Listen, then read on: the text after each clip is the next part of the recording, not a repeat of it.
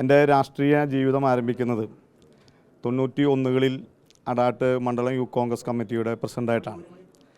അന്ന് മണ്ഡലം യൂത്ത് കോൺഗ്രസ് കമ്മിറ്റിയുടെ പ്രസിഡൻ്റായിരിക്കുന്ന സമയത്ത് എൻ്റെ ജില്ലാ കോൺഗ്രസ് കമ്മിറ്റിയുടെ ജനറൽ സെക്രട്ടറി ആയിരുന്ന ശ്രീ ജോസഫ് ടായിറ്റാണ് വീണ്ടും എന്നെ അടാട്ട് പഞ്ചായത്തിലേക്ക് മത്സരിക്കാൻ നിയോഗിച്ചതെന്നുള്ളത് ദൈവ നിയോഗമായി ഞാൻ കാണുകയാണ്. 2021 നിയമസഭാ തെരഞ്ഞെടുപ്പിന് ശേഷം ഞാൻ ഇന്ന് രാവിലെ തന്നെ 5 വർഷങ്ങൾക്ക് മുമ്പ് ഞാൻ ഇട്ട ഒരു പോസ്റ്റർ ഞാൻ ഷെയർ ചെയ്യുന്നുണ്ടായിരുന്നു. അതിനകത്ത് ഞാൻ കൃത്യമായി അന്ന് രേഖപ്പെടുത്തിയിരുന്നു, ഞാനിനി തിരിച്ച് പോവുകയാണ് അടാട്ടേക്ക് എന്നുള്ളത്.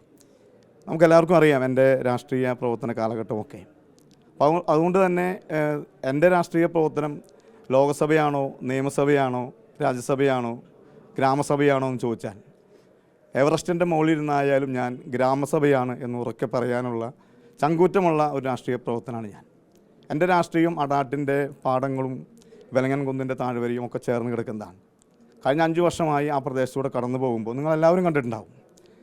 പിന്നെ ദേശീയ ശ്രദ്ധ ആകർഷിച്ച മൻമോഹൻ സിംഗിൻ്റെ കാലഘട്ടത്തിലാണെങ്കിലും അതിനുശേഷമുള്ള ഭരണാധികാരിയുടെ കാലഘട്ടത്തിലാണെങ്കിലുമൊക്കെ ജില്ലാ കോൺഗ്രസ് കമ്മിറ്റിയുടെ പ്രസിഡന്റ് ശ്രീ ജോസഫ് ടായിട്ട് പറഞ്ഞ പോലെ അടാട്ട് മോഡൽ രാജ്യത്തിന് ഏറെ മാതൃകയായിരുന്നു. അന്ന് എനിക്ക് ഓർമ്മയുണ്ട് 2007 ബഹുമാനായ വി എസ് അച്യുതാനന്ദനും അതുപോലെ തന്നെ അന്നത്തെ തദ്ദേശ വകുപ്പ് മന്ത്രി പാലോളി മൂന്നൂട്ടിയും കേരളത്തിലെ തദ്ദേശ സ്വയംഭരണ സ്ഥാപനങ്ങളിൽ സ്വരാജ് ട്രോഫിക്ക് വേണ്ടി തീരുമാനിച്ചപ്പോൾ പ്രതിപക്ഷത്തിരിക്കുന്ന അല്ലെങ്കിൽ അന്ന് പ്രതിപക്ഷത്തായിരുന്ന കോൺഗ്രസിൻ്റെ ഒരു പഞ്ചായത്ത് ഭരണസമിതിയാണ് തിരഞ്ഞെടുത്തത്. ബഹുമാനായ മണിശങ്കര അയ്യർ കേന്ദ്ര പഞ്ചായത്ത് രാജ് കോർ കമ്മിറ്റി തീരുമാനിച്ചപ്പോൾ ബഹുമാനായ വി എസ് അച്യുതാനന്ദൻ എന്നെയാണ് കേന്ദ്ര പഞ്ചായത്ത് രാജ് കോർ കമ്മിറ്റിയിലേക്ക് കേരള സംസ്ഥാന സർക്കാർ നോമിനേറ്റ് ചെയ്തത്. അപ്പോൾ എന്നെ സംബന്ധിച്ചിടത്തോളം ഏറ്റവും പ്രധാനപ്പെട്ട ഇടമെന്ന് പറയുന്നത് എൻ്റെ നാട്ടിലെ ജനങ്ങളും എൻ്റെ നാട്ടിലെ പാടവും ഞാൻ നേരത്തെ പറഞ്ഞ എൻ്റെ വിലങ്ങുന്നതിന് താഴ്വരയൊക്കെയാണ്.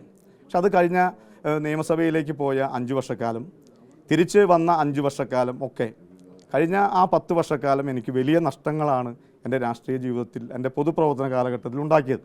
അത് വ്യക്തിപരമായ പദവികളല്ല. ഞാൻ നേരത്തെ പറഞ്ഞല്ലോ, 91 കാലഘട്ടങ്ങളിൽ ജില്ലാ കോൺഗ്രസ് കമ്മിറ്റിയുടെ പ്രസിഡന്റ് ശ്രീ ജോസഫ് ടാജറ്റ് യൂത്ത് കോൺഗ്രസിൻ്റെ ജില്ലാ ജനറൽ സെക്രട്ടറി ആയിരുന്ന സമയത്ത് ഞാൻ അവിടുത്തെ മണ്ഡലം യൂത്ത് കോൺഗ്രസ് കമ്മിറ്റിയുടെ പ്രസിഡൻ്റായിരുന്നു. KC വേണുഗോപാൽ അന്ന് സംസ്ഥാന യൂത്ത് കോൺഗ്രസ് കമ്മിറ്റിയുടെ പ്രസിഡൻ്റാണ്. പക്ഷേ ഇന്ന് എൻ്റെ രാഷ്ട്രീയ പ്രവർത്തനം ഞാൻ ഇപ്പോൾ KPCCയുടെ ജനറൽ സെക്രട്ടറിയും AICC മെമ്പറുമായിരിക്കുകയാണ്. പക്ഷേ എൻ്റെ വിജയങ്ങൾ, എൻ്റെ ജീവിതം അടാട്ടിൻ്റെ മണ്ണുമായി ചേർന്ന് നിൽക്കുന്നതാണ്. അപ്പോൾ അടാട്ടുകാർ എന്നോട് ആവശ്യപ്പെട്ടിരിക്കുകയാണ് അത് തിരിച്ചു പിടിക്കാൻ.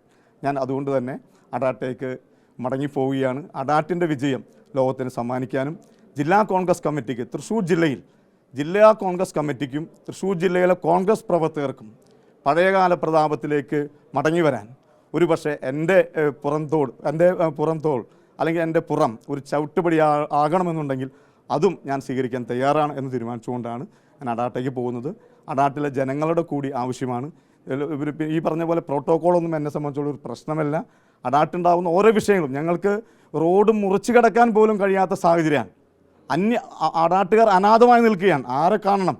മുതുവറ അമ്പലത്തിലേക്ക് പോകാൻ, റേഷൻ കടയിലേക്ക് പോകാൻ, കുറ്റൂരിലേക്ക് പോകാൻ കടക്കാൻ കഴിയുന്നില്ല.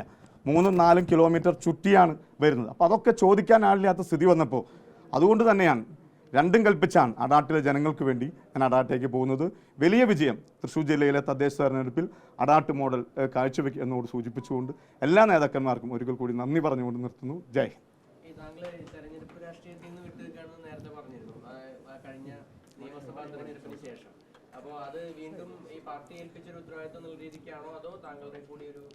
അല്ല, ഞാൻ വളരെ കൃത്യമായി പറഞ്ഞു. കഴിഞ്ഞ 10 വർഷക്കാലത്തെ എൻ്റെ പൊതുമണ്ഡലത്തിലെ പ്രവർത്തനങ്ങൾ, ആ പ്രവർത്തനങ്ങളുമായി ബന്ധപ്പെട്ടാണ് ഞാൻ ചില മറുപടികൾ പറഞ്ഞത്. അത് ഇന്നത്തോടുകൂടി അത് തീർന്നിരിക്കുകയാണ്.